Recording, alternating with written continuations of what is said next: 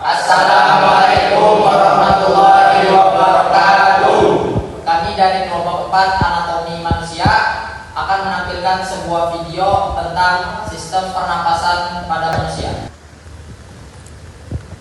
Di sini saya akan memperkenalkan anggota kelompok saya. Pertama, perkenalkan, nama saya Rizky Fadilah, NIM 23112211001, asal dari Kabupaten Tambunggu. Dan anggota saya yang lainnya. Perkenalkan, nama saya Ibnu Muhammad, NIM 231012211039, asal saya dari Kabupaten Hulu Sungai Utara. Perkenalkan, nama saya Muhammad Nikolas Olga Ramadan, NIM 231012211007, asal Kabupaten Hulu Sungai Utara. Perkenalkan, nama saya Muhammad Fikri Munawar, NIM 2310122125, asal Istanbul. Perkenalkan, nama saya Iya Makrudi, NIM 231012231123, asal Kota Banjarmasin. Perkenalkan, nama saya Muhammad Farid, NIM 231012224142, asal Balangan. Perkenalkan, nama saya Muhammad Subain Asauri, NIM 231012222171, asal Martapura.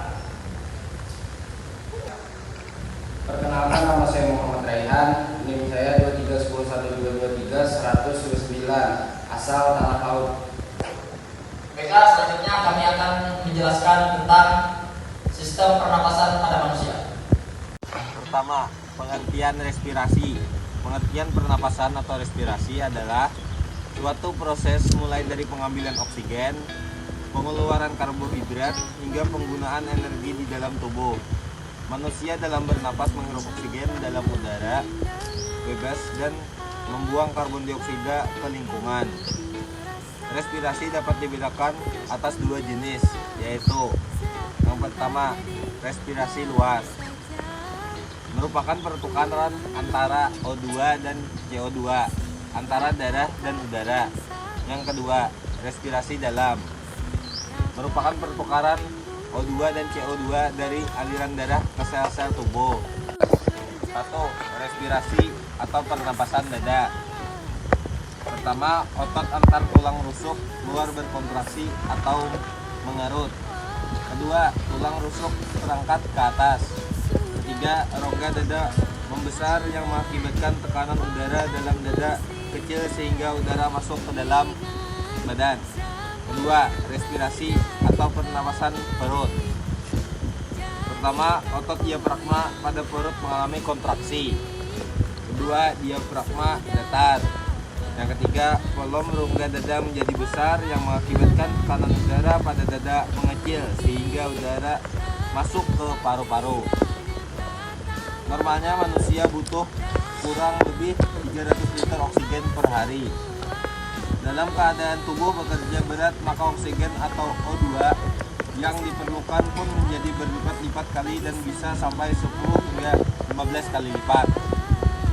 Ketika oksigen tembus selaput alveolus, hemoglobin akan mengikat oksigen yang banyaknya akan disesuaikan dengan sangat besar kecil tekanan udara pada pembuluh darah arteri. Tekanan oksigen dapat mencapai 100 mmHg dengan 19 cc oksigen. Sedangkan pada pembuluh darah vena tekanannya hanya 40 ml air raksa dengan 12 cc oksigen. Oksigen yang kita hasilkan dalam tubuh kurang lebih sebanyak 200 cc, di mana setiap liter darah mampu melarutkan 4,3 cc karbon dioksida atau CO2. CO2 yang dihasilkan akan keluar dari jaringan menuju paru-paru. Alat-alat pernapasan berfungsi memasukkan udara yang mengandung oksigen dan mengeluarkan udara yang mengandung karbon dioksida dan uap air. Tujuan proses pernapasan yaitu untuk memperoleh energi. Pada peristiwa bernapas terjadi pelepasan energi. Berikut sistem pernapasan pada manusia terdiri atas. Yang pertama, hidung. yang kedua laring, yang ketiga trakea, yang keempat bronkus, yang kelima bronkiolus, dan yang keenam paru-paru. Kemudian di sini ada alat-alat pernapasan pada manusia. Yang pertama itu ada rongga hidung atau cavum nasalis. Udara dari luar akan masuk lewat rongga hidung, cavum nasalis. Rongga hidung berlapis selaput lendir. Di dalamnya terdapat kelenjar minyak atau kelenjar sebasea dan kelenjar keringat atau kelenjar sudorifera. Selaput lendir berfungsi untuk menangkap benda asing yang masuk lewat saluran pernapasan. Selain itu, terdapat juga rambut pendek dan tebal yang berfungsi menyaring partikel kotoran yang masuk bersama udara. Juga terdapat konka yang mempunyai banyak kapiler darah yang berfungsi menghangatkan udara yang masuk. Di sebelah belakang rongga hidung terdapat terhubung dengan nasofaring melalui dua lubang yang disebut koanea. Pada permukaan rongga hidung terdapat rambut-rambut halus dan selaput lendir yang berfungsi untuk menyaring udara yang masuk ke dalam rongga hidung. Paring tenggorokan. Udara dari rongga hidung masuk ke paring. Paring merupakan percabangan dua saluran, yaitu saluran pernapasan nasofaring pada bagian depan dan saluran pencernaan orofaring. Masuknya udara melalui paring akan menyebabkan pita suara bergetar dan terdengar sebagai suara. Makan sambil berbicara dapat mengakibatkan makanan masuk ke saluran pernapasan. Karena saluran pernapasan pada saat tersebut sedang terbuka. Walaupun demikian, saraf kita akan mengatur agar peristiwa menelan. Walaupun demikian, saraf kita akan mengatur agar peristiwa menelan, bernapas, dan berbicara tidak terjadi bersamaan sehingga mengakibatkan gangguan kesehatan. Fungsi utama paring adalah menyediakan saluran bagi udara yang keluar masuk dan juga sebagai jalan makanan dan minuman yang ditelan. Paring juga menyediakan ruang dengung resonansi untuk suara percakapan. Selanjutnya saya akan menjelaskan tentang batang tenggorokan atau trakea. Tenggorokan berupa papa yang panjangnya kurang lebih 10 cm, terletak sebagian di leher dan sebagian di rongga dada atau torak. Dinding tenggorokan tipis dan kaku dikelilingi oleh cincin tulang rawan dan pada bagian dalam rongga bersila. Sila-sila ini berfungsi menyaring benda-benda asing yang masuk ke saluran pernapasan. Batang tenggorokan atau uragen terletak di sebelah depan ronggongan di dalam rongga dada. Batang tenggorokan tercabang menjadi dua cabang tenggorokan, yaitu bronkus di dalam paring. Cabang tenggorokan bercabang-cabang lagi menjadi saluran yang sangat kecil disebut bronkiolus. Bronkiolus berupa gelembung kecil yang disebut dengan gelembung paru-paru atau alveolus. Pangkal tenggorokan atau laring. Laring merupakan suatu saluran yang dikelilingi oleh tulang rawan. Laring berada di antara orofaring dan trakea. Di depan lariofaring, salah satu tulang rawan pada laring disebut opiglotis terletak ujung bagian pangkal laring. Laring diselaput oleh membran mukosa yang terdiri dari epitel berlapis pipi yang cukup tebal sehingga kuat untuk menahan getaran-getaran suara pada laring. Fungsi utama laring adalah menghasilkan suara dan juga sebagai tempat keluar masuknya udara. Tenggorokan dapat ditutup oleh katup pangkal tenggorokan epiglotis pada waktu menelan makanan. Katup tersebut menutup pangkal tenggorokan dan pada waktu pernapasan katup terbuka Pada pangkal tenggorokan tersebut selaput suara yang akan bergetar bila ada udara dari paru-paru, misalnya pada waktu kita bicara.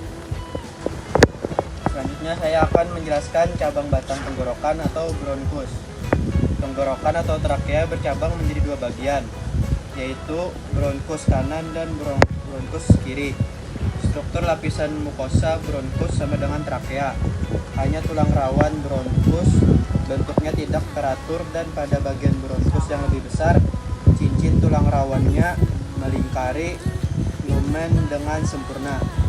Bronkus bercabang-cabang lagi menjadi bronkiolus. Batang tenggorokan bercabang menjadi dua bronkus, yaitu bronkus sebelah kiri dan sebelah kanan. Kedua bronkus menuju paru-paru. Bronkus bercabang lagi menjadi bronkiolus. Bronkus sebelah kanan atau bronkus primer bercabang menjadi tiga, bronkus lobaris atau bronkus sekunder, sedangkan bronkus sebelah kiri bercabang menjadi dua, yaitu bronkiolus.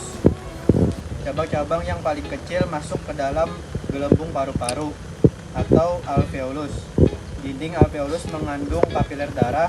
Melalui kapiler-kapiler darah dalam alveolus inilah oksigen dan udara berdifusi ke dalam darah. Fungsi utama bronkus adalah menyediakan jalan bagi udara yang masuk dan keluar paru-paru. Selanjutnya paru-paru. Paru-paru terletak di dalam rongga dalam bagian atas. Di bagian samping dibatasi oleh otot dan rusuk, dan di bagian bawah dibatasi oleh diafragma yang berotot kuat. Paru-paru ada dua bagian, yaitu paru-paru kanan yang bisa disebut pulmodexter yang terdiri atas 3 lobus, dan paru-paru kiri pulmosinister yang terdiri atas 2 lobus.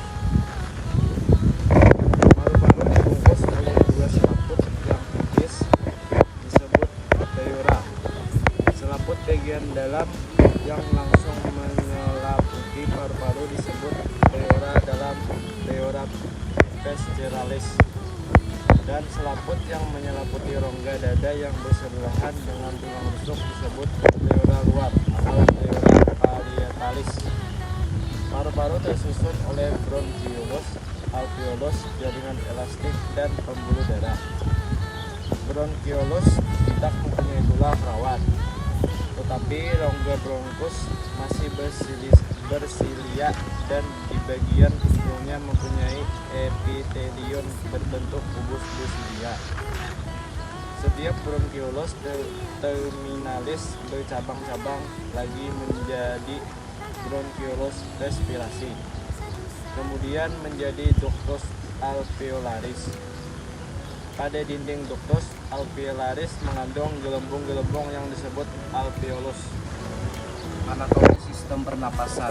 Bagian-bagian sistem pernapasan yaitu capung nasi, faring, laring, trakea, karina, bronchus, principalis, bronchus lobaris, bronchus segmentalis, bronchiolus terminalis, bronchiolus respiratorius, sacus alveolus, ductus alveolus, dan alveoli. Terdapat lobus dextra, ada 3 lobus, yaitu lobus superior, lobus media, dan lobus inferior. Sinistra ada 2 lobus, yaitu lobus superior dan lobus inferior. Pulmodextra terdapat visura horizontal yang membagi lobus superior dan lobus media, sedangkan visura obliqui membagi lobus media dengan lobus inferior. Pulmo sinistra terdapat visura obliqui yang membagi lobus superior dan lobus inferior. Pembungkus paru dalam kurung pleura terbagi menjadi 2, yaitu parietalis luar dan visceralis dalam. Di antara 2 lapisan tersebut terdapat rongga pleura, kapung pleura. Tersusun atas tulang dan tulang rawan hialin kecuali naris anterior yang dindingnya tersusun atas jaringan ikat, hidrosa, dan tulang rawan. Permukaan luarnya dilapisi kulit dengan kelenjar besar dan rambut. Terdapat epitel respirasi, epitel berlapis, silindiris, basilia, bersel goblet, dan mengandung sel basal. Di dalamnya ada konika nasalis superior, medius, dan inferior. Lamina propria, ada mukosa hidung, umumnya mengandung banyak plexus pembuluh darah. 2. Alat penghidup mengandung epitel olfaktoria bertingkat silindris tanpa sel goblet dengan lamina basal yang tidak jelas.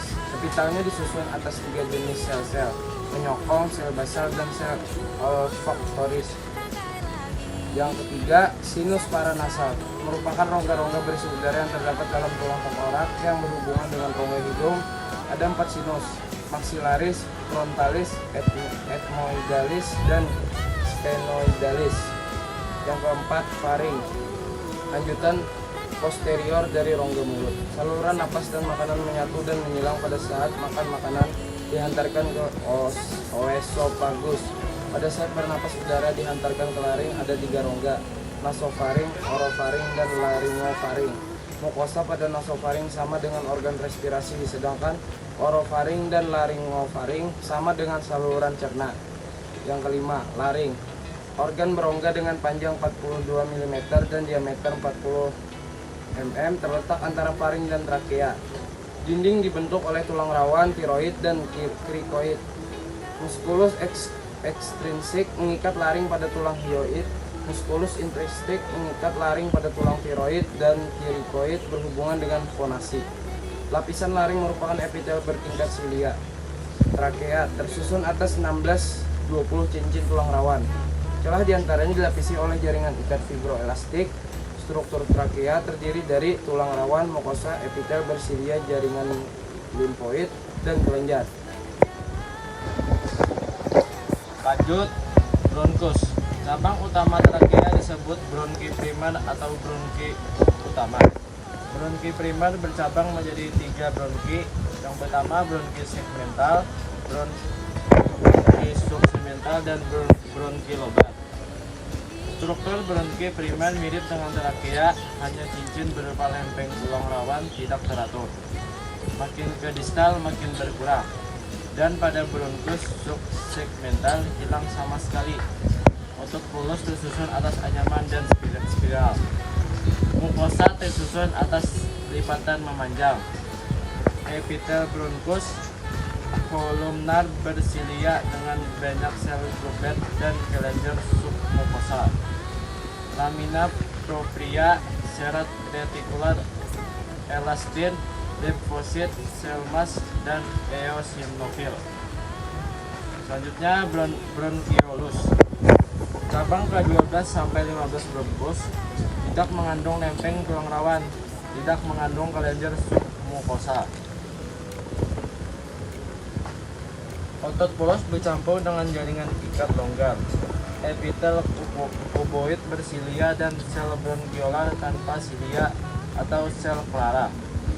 Lamina propria tidak mengandung sel goblet. Bronchilius respiratorius merupakan peralihan bagian konduksi ke bagian respirasi paru. Epitel kuboid rendah tanpa silia mengandung kantong tipis atau alveoli. 10. Ductus alveolaris lanjutan dari bronchilius banyak mengandung alveoli, tempat alveoli bermuara. Alveolus, kantong berdinding sangat tipis pada bronchioli terminalis, tempat terjadinya pertukaran oksigen dan karbon dioksida antara darah dan udara yang dihirup, jumlahnya 200-500 juta. Bentuknya bulat poligonal, serta antar alveoli disokong oleh serat kolagen dan elastis halus. Sel epitel terdiri dari sel alveolar gepeng, sel alveolar tipe 1, sel alveolar besar, sel alveolar tipe 2. Sel alveolar gepeng tipe 1 jumlahnya hanya 10%, menempati 95% alveolar paru. Sel alveolar besar tipe 2 jumlahnya 12%, menempati 5% alveolar. Sel alveolar gepeng terletak di dekat septa alveolar, bentuknya lebih tebal, apikal bulat, ditutupi mikrofil pendek, permukaan licin, memiliki badan berlamer. Sel alveolar besar menghasilkan surfaktan pulmonar. Surfaktan ini fungsinya untuk mengurangi kolaps alveoli pada akhir ekspirasi. Jaringan di antara dua lepis epitel disebut interreksial, mengandung serat, sel septa atau fibroblas, sel mas, sedikit limfosit, serta tipis di antara alveoli disebut porincon. Sel fagosit utama dari alveolar disebut makrofag alveolar. Pada prokok, sitoplasma sel ini terisi badan besar bermembran. Jumlah sel makrofag melebihi jumlah sel lainnya. Pleura, membran serosa pembungkus paru. Jaringan tipis ini mengandung serat elastin, fibroblast, kolagen yang melekat pada paru disebut pleura visceral. Yang melekat pada dinding toraks disebut pleura parietal. Ciri khas mengandung banyak kapiler dan pembuluh limfe. Saraf adalah cabang, prenecus, dan interkrustal.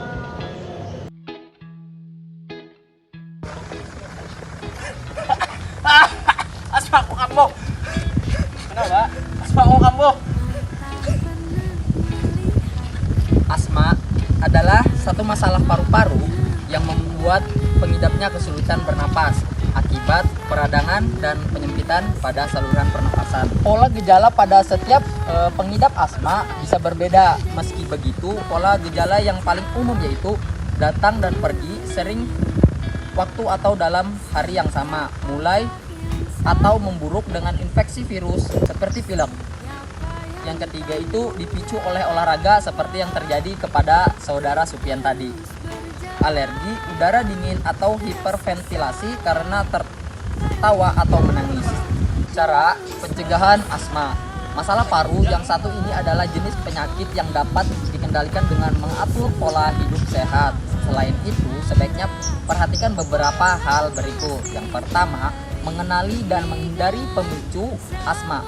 Yang kedua, mengikuti anjuran rencana penanganan asma dari dokter. Yang ketiga, melakukan langkah pengobatan yang tepat dengan mengenali penyebab serangan asma. Yang keempat, menggunakan obat-obatan asma yang telah dianjurkan oleh dokter secara teratur. Yang kelima, memonitor kondisi saluran napas. Sekian dari kelompok kami. Apabila ada salah kata mohon dimaafkan. Assalamualaikum warahmatullahi wabarakatuh.